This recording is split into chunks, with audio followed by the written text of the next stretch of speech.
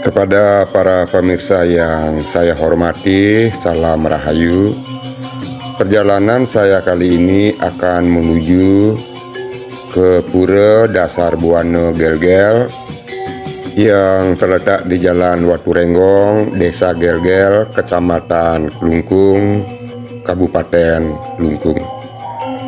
Adapun sejarah dari Pura Dasar Buana ini adalah merupakan bekas asram atau pasraman dari Empu Gana, kemudian oleh Empu Dwi Jaksara pada tahun 1267 Masehi sebagai bentuk penghormatan terhadap Empu Gana, seorang Brahmana yang memiliki jasa besar terhadap perkembangan agama Hindu yang ada di Pulau Bali.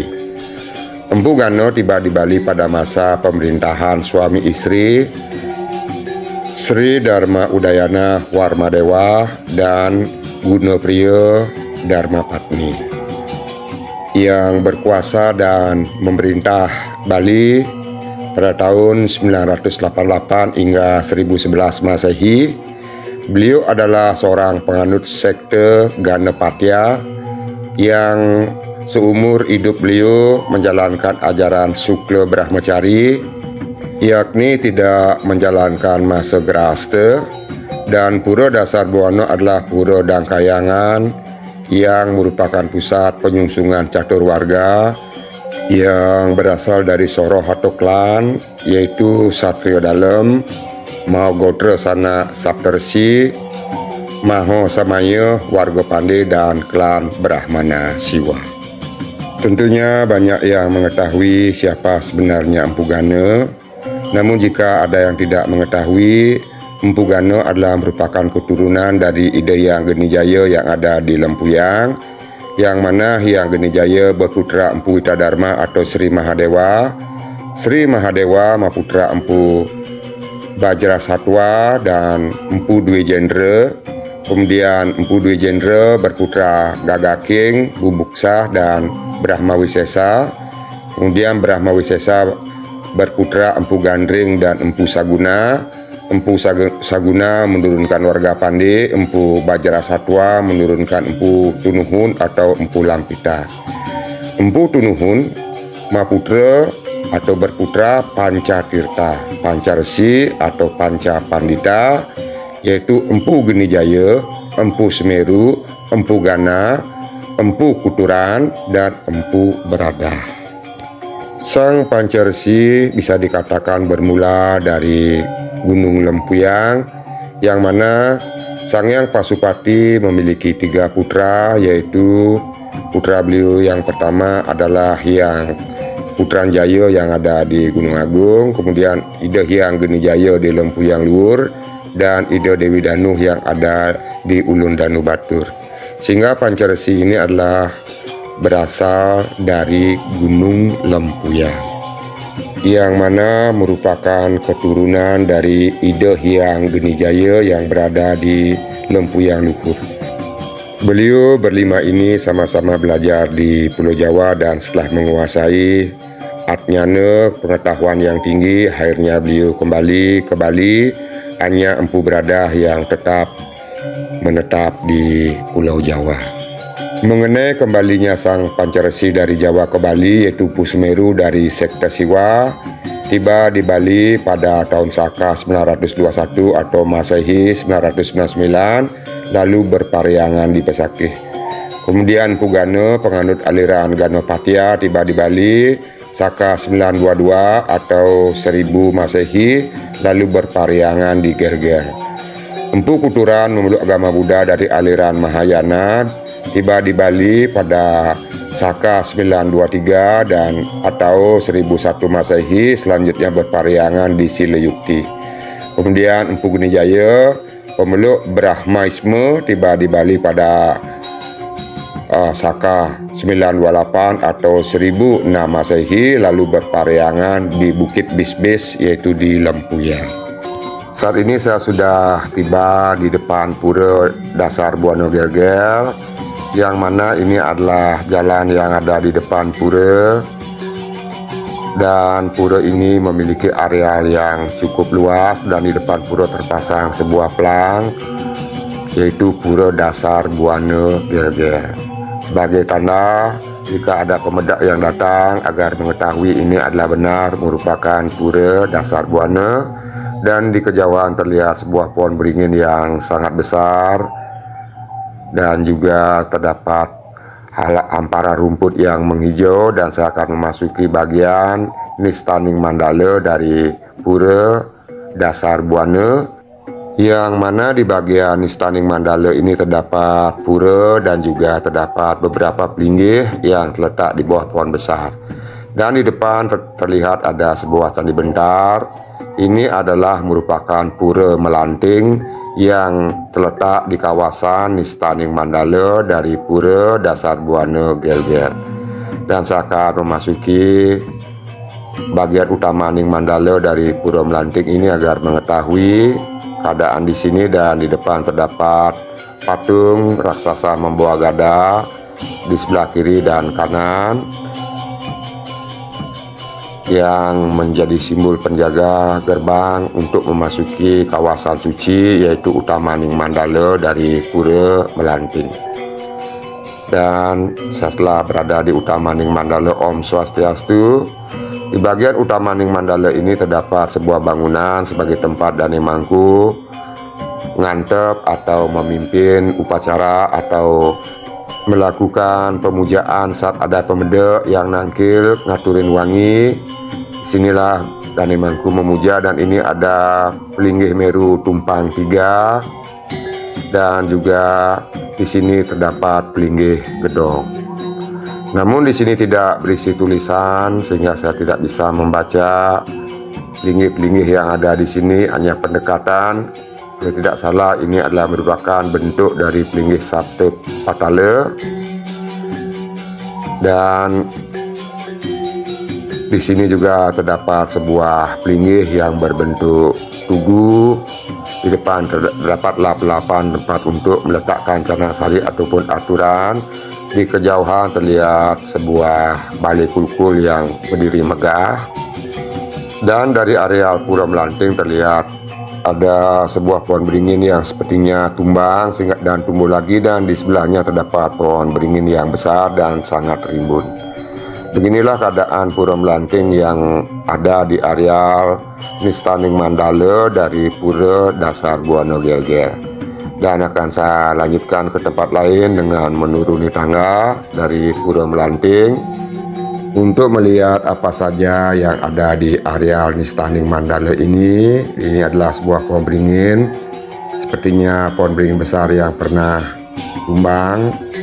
Dan di pojokan ini terdapat sebuah kolam. Namun saya tidak mengetahui apakah ini kolam yang merupakan sumber mata air atau tidak, karena di sebelah tembok ini adalah sungai yang mengalir. Dan ini pohon beringin yang tidaklah terlihat besar,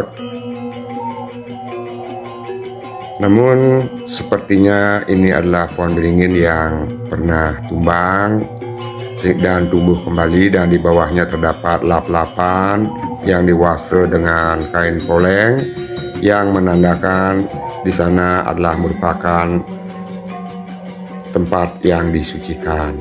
Dan ini adalah pohon beringin yang sangat besar dengan akar tunjangnya yang bergelayutan, yang tampak hijau.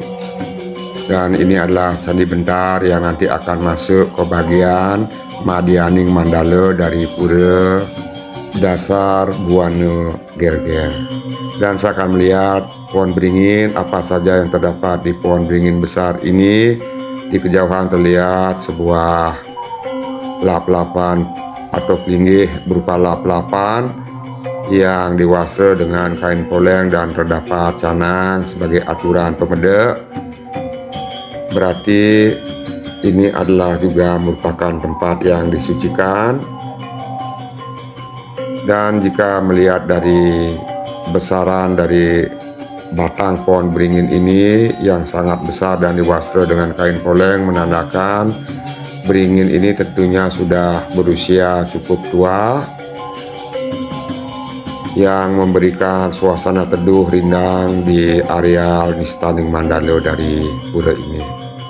Dan akan saya lanjutkan menuju ke bagian Madyaning Mandala dari pura, melewati sebuah candi bentar yang ada di sini, yang mana di depan candi bentar seperti biasa di pura-pura yang lain terdapat patung yang diwastra dengan kain poleng yang menandakan sebagai simbolis atau perwujudan penjaga dari pintu masuk menuju ke bagian selanjutnya, yaitu bagian Madyaning Mandala Pura. Di kejauhan terlihat ada Meru, dan ini adalah patung yang ada di depan candi bentar berupa raksasa yang memegang gada yang terletak di sebelah kiri dan kanan. Dan saya akan memasuki bagian Madyaning Mandala. Di kejauhan terlihat ada pelinggih Meru yang cukup tinggi, dan di sini terdapat beberapa bangunan dan juga terdapat balai kulkur sebagai pelengkap dari pura. Dan ini adalah balai panjang yang ada di sini yang sakenya berjumlah sekitar 24 sake. Serta di sini terdapat juga sebuah wantilan yang dijadikan oleh pemedek untuk menyiapkan sarana upacara atau untuk beristirahat sebelum memasuki kawasan Utamaning Mandala dari pura. Dan apa saja yang ada di bagian Madyaning Mandala Pura akan saya coba lihat. Di sini juga terdapat sebuah pohon, namun sama seperti di luar. Pohon ini terlihat kecil, namun terlihat ada batang yang besar, menandakan kalau sebelumnya pohon inilah pohon yang cukup besar. Dan di sana juga terdapat sebuah pinggir dan pohon itu diwastra. Ini adalah candi bentar menuju ke bagian luar atau ke arah jalan dari pura, yang merupakan pintu keluar dari pura bisa melalui candi bentar depan atau melalui pintu samping. Ini adalah pelinggih Gedong Sari. Di sebelah dari pelinggih Gedong Sari yang Meru Tumpang 2 adalah Gedong Tarip. Di sebelah dari Meru Tumpang 2 ini terdapat bangunan yaitu Panggungan. Dan di sebelah dari Panggungan ini terdapat juga tempat suci yang menyerupai bangunan, yaitu merupakan linggih dalam Nigede Buk-bukan, yang mana bentuknya seperti sebuah rumah. Dan di sebelahnya adalah merupakan istana dari dalam New Haya, yang juga menyerupai sebuah rumah. Di sebelahnya terdapat sebuah bangunan atau pelinggih yang cukup tinggi, yang di depannya terdapat 2 ekor naga dan juga memiliki pintu, yang mana pintu terdapat bagian atas dan di bagian bawah merupakan gedong penyimpanan. Beginilah pelinggih-pelinggih yang ada di bagian Madyaning Mandala dari pura dasar Buana Gel-gel. Dan di kejauhan terlihat Meru yang ada di bagian Utamaning Mandala dari pura dasar Buana. Dan jika melihat kembali ke arah depan candi bentar tadi yang sudah saya masuki, dan juga terdapat beberapa bangunan lain. Dan ini adalah sebuah Puri Agung yang menghubungkan bagian Madyaning Mandala dengan bagian Utamaning Mandala dari pura dasar Buana Gel-gel. Di bagian depan dari Puri Agung ini terdapat patung yang diwastra dengan kain poleng yang berada di sebelah kiri dan sebelah kanan dari Puri Agung, yang mana Puri Agung terlihat sangat megah, dan pintu yang dicat dengan perada. Dan di sini juga terdapat linggih pengapit di sebelah kiri dan kanan dari Puri Agung. Dan ini adalah merupakan pintu masuk yang diperuntukkan untuk pemedek memasuki areal Utamaning Mandala, yang mana juga di sini terdapat 2 patung yang diwastra dengan kain poleng berupa patung raksasa yang memegang gada. Dan saya akan memasuki bagian utama Ning Mandala, dan saat ini sudah berada di bagian utama Ning Mandala dari Pura Dasar Buana Gelgel.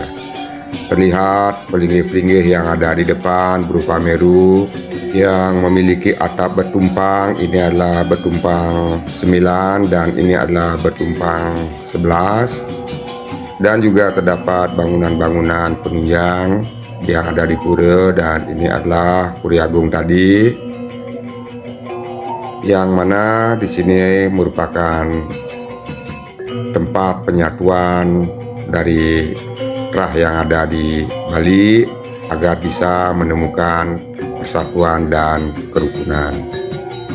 Ini adalah bangunan yang ada, yang semuanya adalah merupakan bangunan penunjang dalam prosesi upacara yang dilaksanakan di Pura Dasar Buana Gelgel.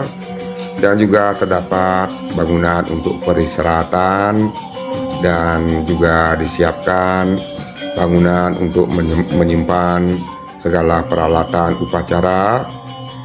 Dan terlebih dahulu saya akan menuju ke sebuah pelinggih yang diwastra poleng, yang mana pelinggih yang saya maksud ini adalah merupakan bagian yang ada di utama Ning Mandala dari Pura Dasar Buana Gelgel. Namun inilah yang merupakan cikal bakal berdirinya Pura Dasar Buana Gelgel, yang mana ini adalah pasraman dari Empu Gana. Dipercayai di sini ada benda pemujaan Empu Gana. Menurut juru mangku yang sudah saya tanyakan di sini, bahwa di sini ada batu pemujaan beliau yang disebut dengan batu Sila Jemuk. Namun batu ini saat ini sudah berada di tengah bangunan ini sehingga tidak terlihat. Dan di sini juga dipasang patung, namun sepertinya patung ini sudah rusak karena dimakan usia. Dan ini adalah merupakan pelinggih tertua yang ada di lokasi ini. Kemudian dibangunlah pelinggih-pelinggih lain seperti Meru dan bangunan-bangunan lain sebagai penunjang dari Pura Dasar Buana Gelgel. Dan saya akan melihat apa saja yang ada di bagian utama Ning Mandala, yaitu pelinggih-pelinggih yang ada di sini. Ini adalah pintu yang ada di bagian utama Ning Mandala yang nantinya akan menuju ke gang atau sebuah jalan yang berada di luar pura. Dan di sini ada sebuah bangunan sebagai stana dari Ide Batari Sri, dan di depan terlihat banyak bangunan atau pelinggih-pelinggih. Ini adalah merupakan pelinggih Pasamuan Alit. Di sini juga terdapat pelinggih-pelinggih lain, dan ini adalah tempat Dani Mangku melakukan pemujaan atau ngantep upakara yang berada di area ini. Dan di sini juga terdapat sebuah pelinggih merupakan pengasti Ide Batara Segara yang diwastra dengan kain hitam, dan juga terdapat sebuah pelinggih yang diwastra dengan kain kuning, dan di atas pelinggih ini terdapat arca-arca yang berupa batu-batu yang juga diwastra dengan kain putih kuning, namun tidak terdapat tulisan sehingga saya tidak bisa menjelaskan nama pelinggih tersebut. Dan selanjutnya di sebelah dari pelinggih tersebut ada Meru Tumpang 3 yang diwastra dengan kain merah yang merupakan linggih dari Ratu Pandi. Dan di sebelah dari Ratu Pandi terdapat sebuah pelinggih yang di dalamnya terdapat patung naga. Ini adalah pelinggih Sabta Patala. Di sebelah dari pelinggih Sabta Patala adalah merupakan pelinggih, namun di sini tidak berisi tulisan, sehingga saya tidak mengetahui nama pelinggih dan siapa yang disentanakan pada pelinggih ini. Di sebelahnya terdapat sebuah pelinggih yang merupakan stana dari Ide Betara Majapahit yang ada di sini. Dan ini adalah Gedong Meru Tumpang 11. Dan saya akan melihat kembali pelinggih-pelinggih yang lainnya yang ada di bagian utamaning mandala dari Pura. Kembali ke pelinggih Ide Empu Gana yang berwasir poleng. Ini adalah pelinggih Pesamuan Madya. Dan ini adalah sebuah bangunan yang mana banyak terdapat joli, yang mana joli adalah merupakan bentuk bangunan dengan ukuran kecil yang biasanya dipakai di saat Ide Betara melasti ke segara. Pratima diletakkan di joli dan itu yang dipunut menuju ke segara. Beginilah keadaan pelinggih-pelinggih yang berada di bagian selatan dari Pura Dasar Buana Gelgel. Ini adalah pelinggih Pesamuan Agung, dan saya akan menuju ke bagian ini. Terlihat ada Meru. Di sini terdapat sebuah pelinggih Meru yang bertumpang 3 yang merupakan stana dari Ide Ratu Pasak. Dan di sebelah depan terdapat sebuah pelinggih, yaitu pelinggih Pesamuan Alit.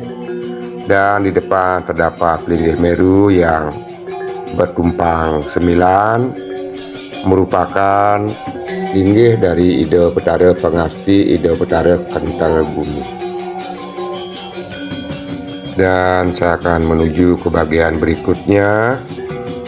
Ini adalah pelinggih tadi yang berupa Meru tumpang 3, merupakan stana dari Ide Betara Ratu Pasak. Di sebelah pelinggih Ide Ratu Pasak yang bertumpang 3 dapat pelinggih, namun di sini tidak berisi tulisan, dan pelinggih berikutnya juga tidak berisi tulisan, sehingga saya tidak bisa menjelaskan. Ini adalah pelinggih Kunte Rawos, dan di sebelahnya terdapat sebuah pelinggih yang diwastra dengan kain poleng dan hitam, adalah merupakan pelinggih Ang Lurah Agung. Kemudian di belakang dari Ang Lurah Agung terdapat lagi beberapa pelinggih. Ini adalah merupakan pelinggih, yaitu pelinggih Sanggaran Agung yang diwastra dengan kain putih dan juga menggunakan tedung yang berwarna putih. Dan ini adalah tadi pelinggih Meru penghayatan Pura Kental Bumi, dan di depan adalah Meru yang merupakan bangunan utama di sini, yaitu merupakan linggih dari Ide Betara Dasar Buana Gelgel. Dan di antara dua pelinggih Meru terdapat sebuah pelinggih, yaitu merupakan pelinggih yang disebut dengan pelinggih Padma 3. Ini adalah pelinggih Padma 3 karena memiliki rong atau dibagi menjadi 3 bagian, bagian atasnya.